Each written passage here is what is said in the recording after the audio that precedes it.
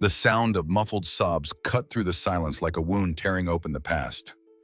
Eliot Ward froze in the narrow corridor of his own store, disguised in a faded janitor's uniform that no one ever bothered to look at twice. He had slipped in that morning without the weight of his title, no polished shoes, no tailored suit, just a man carrying a mop and a bucket. Nobody recognized him. Not the cashiers behind the registers, not the security guards scrolling through his phone, not even the manager who was supposed to run this place with integrity. Eliot had come undercover because numbers on a spreadsheet never told the truth about people's lives.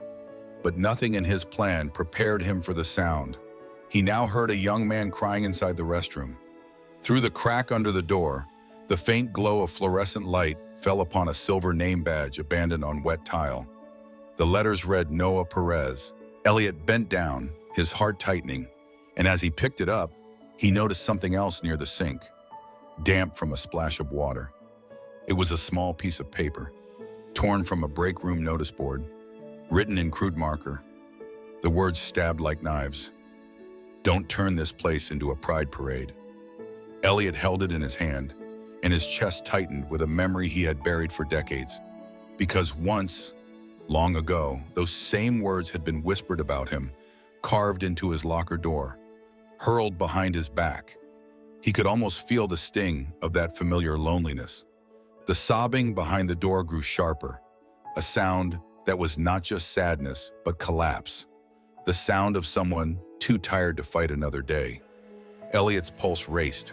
He was a CEO who commanded boardrooms, who signed deals worth millions. Yet here he stood, his hands trembling, because he knew that pain. Years ago, he had been the boy crying alone, afraid that his truth made him unworthy of belonging. And now he was hearing it again, coming from one of his own employees. He leaned closer, not daring to speak, because in that moment words would not heal. What mattered was that he listened. He remembered the nights when no one had listened to him, when silence had been his only witness. The badge of Noah Perez still rested in his palm, cool against his skin, as if urging him to remember that behind every corporate chart was a human heartbeat. Eliot knew he could not reveal who he was yet. If he did, the fear inside that restroom would only harden. Instead, he decided he would carry this name badge and that hateful note like evidence. Evidence not of weakness, but of the truth hidden inside his company's walls. The bucket of water at his side rippled as his hand shook. This was supposed to be a routine visit, a secret inspection to see how employees were treated when no executives were watching. Yet it was already something more.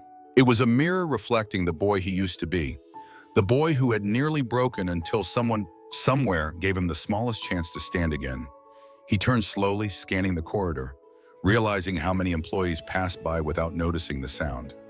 How easy it was for suffering to exist in plain sight, ignored because people convinced themselves it was none of their concern. Eliot knew better. He knew that the quietest tears often told the loudest stories. The man who was supposed to be invisible, the janitor, the lowest figure in the room, was about to carry the heaviest secret of them all. He pressed the badge into his pocket, straightened his shoulders, and walked away without a word. Not because he didn't care, but because he cared too much to ruin the fragile chance of trust. This was not just an inspection anymore. It was a rescue mission, though Noah Perez did not know it yet. And as Eliot left that hallway, one thought repeated in his mind, echoing against the walls of his chest. Those tears could not be wasted. They had to mean something. If you are listening right now, and you have ever felt invisible, this story is for you. Stay with us on Heart Stories, because what began with a cry in a restroom will turn into something no one in that store could have imagined. Because sometimes the most powerful revolutions start in silence. The next morning, Eliot returned in the same disguise. The mop handle rested lightly against his shoulder, but what weighed heavily on him was the name badge he still carried in his pocket. He walked the aisles slowly, pretending to check the floors, while his eyes searched for Noah Perez. It did not take long. In the far corner of the store, behind stacks of restocked boxes, Noah stood alone. his head bowed as if even gravity had chosen to press down harder on him than on anyone else. His shoulders were thin beneath the gray uniform, and there was a tremor in his hands as he folded cartons that never seemed to end. Eliot approached carefully. He did not reveal who he was. To Noah, he was still just Mike, a janitor filling in extra shifts. At first, Noah kept silent, moving as if his body were on autopilot. But silence has a way of breaking when the weight becomes too much to bear. Slowly, his voice spilled into the air, hushed and cracked, but unmistakably raw. He told Eliot that his hours had been cut without warning. He said that Brad Miller, the manager, had found ways to keep him just below the threshold for healthcare eligibility. It wasn't random. Noah needed insurance for a heart surgery his doctor insisted could not wait. Without those hours, he had no coverage, no safety net, no future. His words carried no drama, only the dull exhaustion of someone who had explained his pain too many times without being heard. Then he confessed something else. Months earlier, he had worn a small rainbow pin on his chest no bigger than a coin. It was meant to be quiet, just a personal symbol of pride and survival. But Brad had noticed. Brad had cornered him near the stockroom and hissed words that cut deeper than any reprimand. This place needs men who work, not gays showing off flags. The insult was not shouted in public. It was slipped like a knife between Noah's ribs, sharp enough to wound, quiet enough to be denied.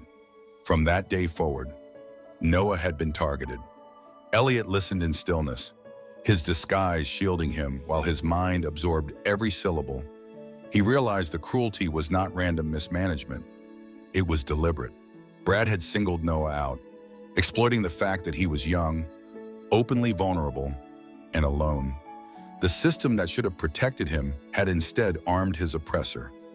When Noah finished, there was no anger in his eyes, only a resignation that frightened Eliot more than fury would have. It was the look of a man who had started to believe the lie that he deserved nothing better. Eliot clenched his hands inside the pockets of his uniform to stop himself from reacting too soon.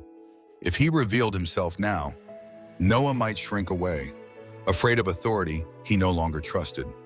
So he held his silence. But inside he made a promise. He would no longer allow his stores to become places where humiliation passed unnoticed. He would not let the past he once endured be repeated in the life of a young man who had done nothing more than wear a pin with quiet pride. Noah turned back to his boxes, wiping his face quickly when footsteps echoed nearby. To the rest of the world, he was just another worker, slow and dispensable. But Eliot saw him differently. He saw a living reminder that discrimination did not need to shout to destroy, it only needed to whisper until the target could not breathe. As Eliot walked away that day, he understood that the greatest injustice was not only the theft of wages or hours, but the theft of dignity. When a manager used prejudice as a weapon, he was not just cutting shifts, he was cutting into a man's right to exist without shame. And that truth would become the heart of the fight Eliot was preparing to bring into the open. Eliot remained in his disguise for days, blending into the edges of the store like an unnoticed shadow. What had begun as a simple inspection had now turned into a watchful mission.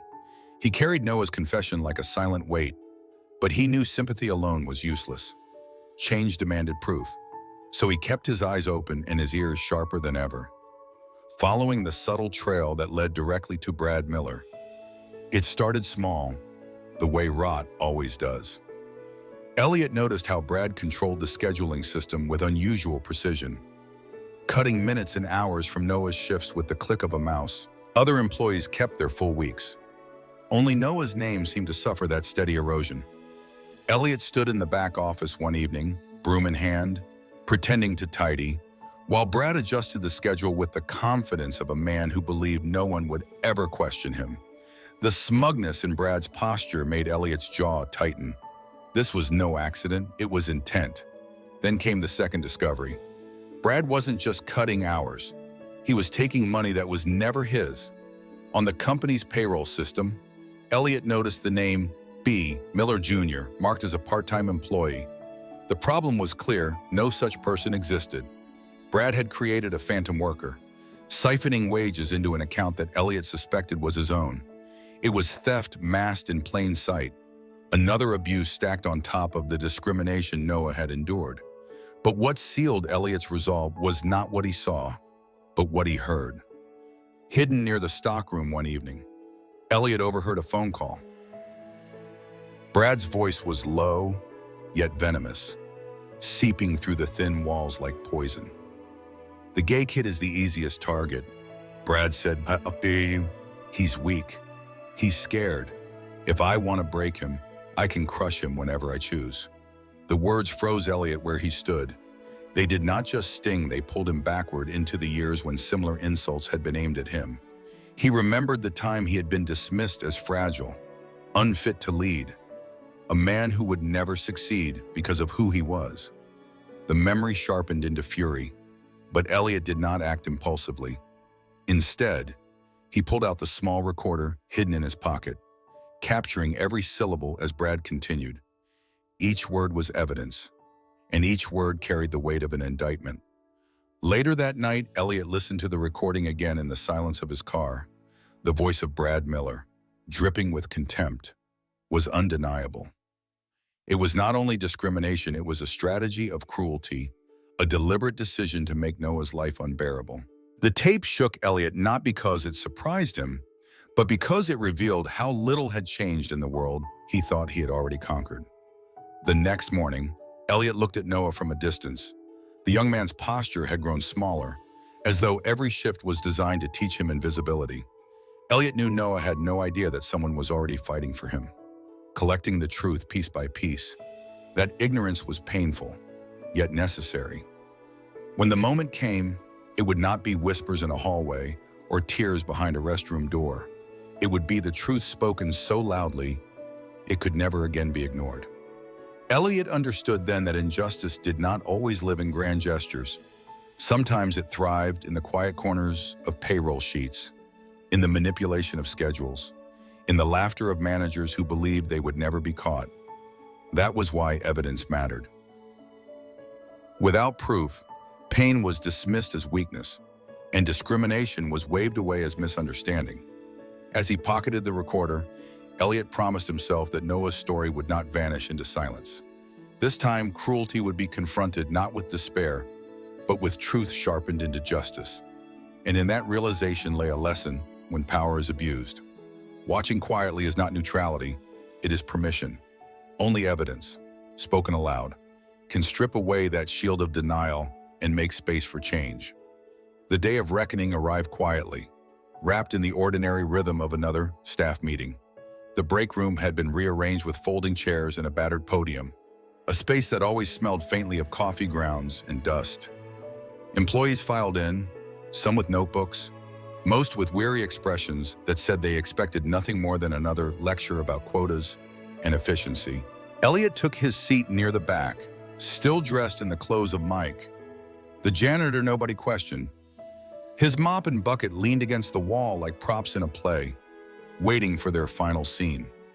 Brad Miller stood at the front with the confidence of a man who thought he owned the air around him. He cleared his throat and began listing new policies. The rules were petty, designed to cut corners and squeeze more from the staff, yet he spoke as though unveiling a great vision. A few employees nodded out of habit, too tired or too fearful to resist. Then Brad's voice shifted, carrying that familiar edge of cruelty. He smirked and let his eyes sweep the room before locking on Noah Perez. "There are people here," Brad announced, "who spend more time fixing their hair in the mirror than doing real work." Laughter rippled through the room, shallow and uneasy, but Brad relished it. He leaned into the joke, letting the implication hang heavy in the air. Everyone knew who he meant. Noah's face flushed as he stared at the table, trying to disappear into its scratched surface. That was the moment Eliot rose from his chair. His hands no longer shook.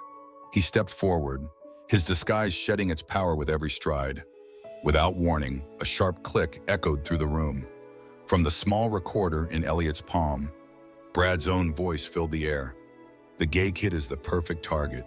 He's weak. He's scared. If I want to break him, I can crush him whenever I choose." The words rolled across the room like thunder. Silence followed, thick and absolute. Employees looked from Brest to Noah, then back to Brad, as the weight of what they had just heard settled into their bones. The smirk drained from Brad's face, replaced by a flush of panic. He stammered, but no excuse could erase what had already been spoken aloud. Eliot's hand moved to his pocket once more, but this time he pulled out not a hidden recorder, but the leather case that held his identity. He opened it and laid the card flat on the podium. The words gleamed under the harsh fluorescent light: Eliot Ward, Chief Executive Officer. Gasps rippled through the crowd. The janitor they had ignored was, in truth, the man at the very top. His voice cut through the room with measured calm. "I am Eliot Ward. And Brad, you are finished here. Effective immediately. You are terminated." The authority in his words carried no trace of disguise. It was final. Brad's protest fell flat, drowned beneath the silent judgment of the very employees he had mocked and mistreated. His power, built on fear, collapsed the moment the truth was laid bare. Eliot did not raise his voice. He didn't need to. Justice, spoken clearly, carried its own gravity. And as Brad was escorted out, the room seemed to breathe again. Employees sat straighter, their eyes no longer dulled by resignation. And Noah, still quiet, still trembling, looked up for the first time, his gaze meeting Eliot's. In that moment, something fragile shifted. The weight that had pressed him down began to lift, not completely, but enough for hope to flicker. Eliot turned to the staff and spoke not as a CEO hidden behind a desk, but as a man who had lived the same wounds. Discrimination is not just policy gone wrong. It is cruelty, and cruelty will never be tolerated in this company. What lingered after his words was not only relief, but a lesson. Fear had silenced too many for too long. But silence is not safety, it is complicity. By exposing the truth in front of everyone, Eliot proved that no humiliation is too small to confront, and no voice is too weak to matter when it is defended. In the weeks that followed, the echo of Brad Miller's downfall lingered like a storm that had finally broken. Yet from the silence that came after, Eliot Ward began to build something stronger. His authority as CEO was never in question. But what he wanted now was not simply to replace a corrupt manager. He wanted to change the culture that had allowed cruelty to grow unchecked in the shadows. The first step was Noah Perez. One morning, Eliot called him into the office not as the disguised janitor, but as the leader of the company. Noah entered cautiously, his uniform still worn, his face wary. But instead of judgment, Eliot offered him trust. He handed Noah an offer letter for a new role assistant in the Human Resources Division. With a focus on employee advocacy, it was more than a title. It was an invitation to step into a position of strength, to use his own experience of being silenced as fuel to protect others from the same fate. Noah hesitated, then accepted, his hands trembling not with fear this time, but with possibility. From that moment, Noah became a symbol within the company. Alongside Eliot, he helped launch the first employee council for LGBT and allies. What had once been whispered in corners was now spoken aloud in meetings and written into policy. Posters declaring zero tolerance for discrimination appeared in every break room. Anonymous reporting lines were established, not as a formality, but as a shield. The culture began to shift, slowly, like ice breaking under the warmth of a new season. Months passed, and the transformation became visible beyond the walls of one store. At a national employee conference, Eliot stood on stage, but it was Noah who took the microphone. The lights reflected off the same name badge that once lay abandoned on a restroom floor, now pinned proudly to his chest. He looked out at a sea of faces, his voice steady. "I was once called a gay loser." He began, "I was told I was weak, that I was an easy target. For a long time, I believed those lies. But today, standing here, I know the truth. No one is a loser when they are given a fair chance. Dignity belongs to all of us. Opportunity belongs to all of us. And no one can take that away when we stand together." The room rose to its feet, applause cascading like waves. Eliot watched from the sidelines, pride filling the space where his old wounds once lived. He saw in Noah not just survival, but triumph. What had begun as a cry in a restroom had grown into a declaration that could not be silenced. The lesson was clear. Discrimination does more than steal hours from a schedule. It attempts to steal the worth of a human life. But worth is not something a manager can cut with a keystroke or crush with an insult. It is reclaimed when someone listens, when someone refuses to let silence have the last word. Eliot had once been that boy hiding his tears. Now he was the man making sure no one else had to. And so the story that began with pain ended with healing, not just for Noah, but for every employee who now knew they had a place, a voice, and a shield against cruelty. If you were in that room, would you have stood up for Noah before Eliot revealed himself? Or would you have stayed silent, hoping someone else would act? Share your thoughts below. And if this story moved you, don't just scroll away. Subscribe to Heart Stories, where voices once silenced are finally heard, where stories of justice, resilience, and love are told with the power they deserve. Because together, we can make sure no terror is ever ignored again.